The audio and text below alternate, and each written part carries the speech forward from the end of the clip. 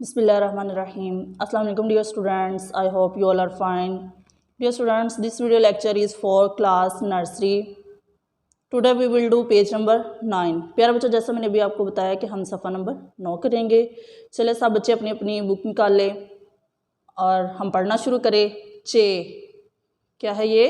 चे, चे से चांद। ऊंची आवाज़ में पढ़े, चे से चांद।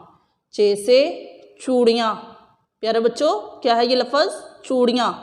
चे से चूड़ियाँ। चे से चप्पल।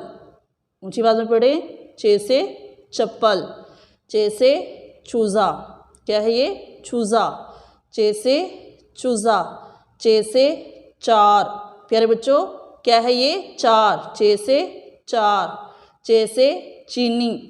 प्यारे बच्चों, क्या है ये? चीनी। चे से चीनी। चे से चमचा। चे से चमचा। चे से चने। क्या है ये? चने।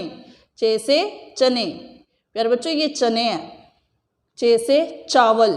क्या है ये? चावल। चे से चावल। एक दफ़ा फिर पढ़े, चे से चांद। चे से चूड़ियाँ। चे से चप्पल। चे से चार। चे से चूज़ा। चे से चीनी। चे से चमचा। चे से चने। चे से चावल। I hope you all have understood. Thank you so much.